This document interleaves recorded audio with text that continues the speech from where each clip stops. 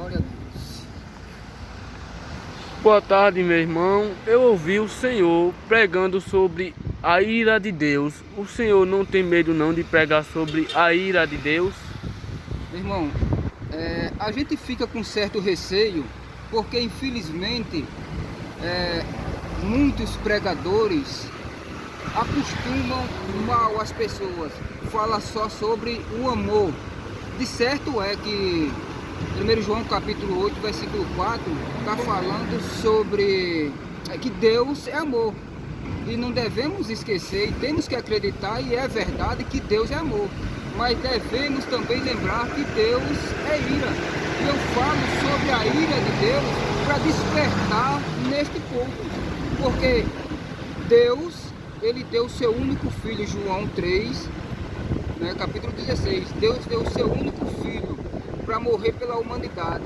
Meu irmão, todo aquele que aceita a Jesus, ele alegra ao coração de Deus, porque ele está reconhecendo o sacrifício de Jesus na cruz.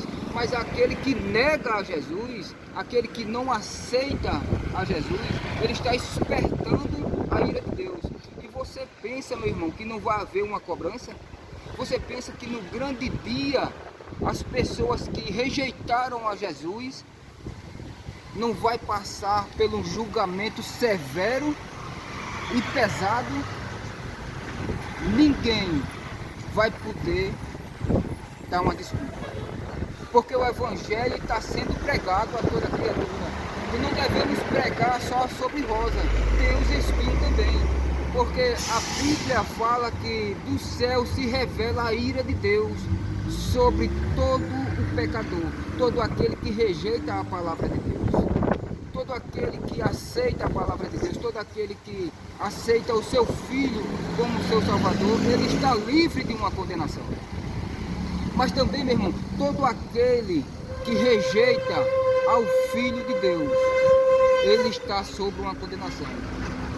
Romanos capítulo 8, versículo 1, nenhuma condenação há para aqueles que estão em Cristo Jesus.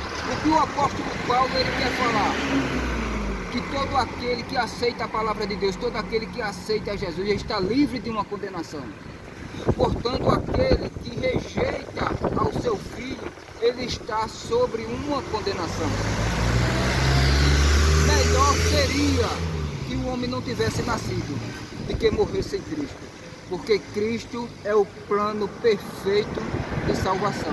Não tem como o homem ser salvo sem ser por Jesus. Isaías 43, o verso 11. Salvação só em Jesus.